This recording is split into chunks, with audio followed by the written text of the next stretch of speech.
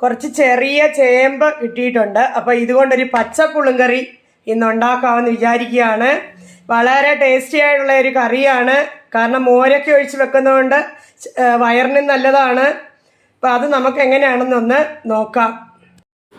തൊലിയൊക്കെ കളഞ്ഞ ചേമ്പ് മഞ്ഞൾപ്പൊടി ഇട്ടൊന്ന് തിളപ്പിക്കുക. വേണമെങ്കിൽ ഒന്ന് ഊറ്റിക്കളയാം. എന്നിട്ട് വീണ്ടും കുറച്ചുകൂടെ വെള്ളം ഒഴിച്ച് തിളപ്പിക്കുക.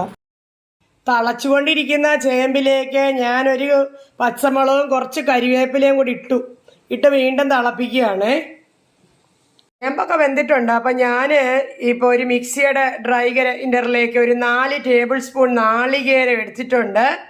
ഇനി ഇതിൽ ജീരകവും പച്ചമുളകും ഇട്ട് നമ്മൾ പേസ്റ്റ് പോലെ അരച്ചെടുക്കും.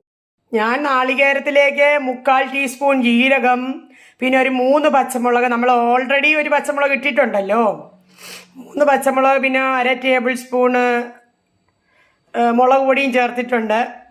കാരണം എരിവ് നല്ലോണം വേണ്ടവർക്ക് അങ്ങനെയാകാം. ഇതിലേക്ക് ഒരു 1/2 ടീസ്പൂൺ ഉപ്പ് ചേർത്ത് നമുക്ക് തിളപ്പിക്കാം. അടുത്തതായി അരച്ചു വെച്ചിരിക്കുന്ന നാളികേരം നമുക്കിതിലേക്ക് ചേർക്കാം. എന്നിട്ട് നന്നായി ഇളക്കി യോജിപ്പിക്കണം. അരച്ചെടുത്ത നാളികേരം കൂടെ ചേർത്ത് നല്ലോണം ഇളക്കിയതിന് ശേഷം കറി ഒന്ന് ചെറുതായിട്ട് തിളപ്പിക്കുക. അതായത് ഒരു പത വരുന്നത് പോലെ മാത്രം തിളപ്പിച്ചാൽ മതി. നല്ല പതയൊക്കെ വന്നിട്ടുണ്ട്. നല്ലോണം തിളക്കരുത് കേട്ടോ, സ്വാദ് മാറും. അപ്പോൾ പതഞ്ഞാൽ മതി.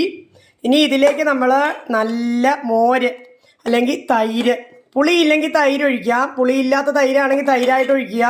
പുളി ഉണ്ടെങ്കിൽ കുറച്ച് നല്ല കട്ടിയുള്ള മോരായിട്ട് ഒഴിക്കുക. പതഞ്ഞുകൊണ്ടിരിക്കുന്ന കറിയിലേക്ക് നമ്മളിതാ മോരൊഴിച്ചു. ഇനിയും തിളപ്പിക്കാൻ പാടില്ല. ഇപ്പം തന്നെ അത് വാങ്ങണം. എന്നിട്ട് കടുക് വറുക്കുക. കടുക്, ഉലുവ, വറ്റൽമുളക്, കരിവേപ്പില ഇതെല്ലാം കൂടെ കടുക് വറുത്ത് കറിയിലേക്ക് ഇട്ടു. അസല് ചേമ്പ് പച്ചപ്പുളുങ്കറി റെഡി ആയിട്ടുണ്ട്. ഇത് വളരെ ടേസ്റ്റിയും സിമ്പിളുമായിട്ടുള്ള ഒരു നല്ല കറിയാണ്. എല്ലാവരും ചെയ്തു നോക്കുക, ഇഷ്ടപ്പെടും.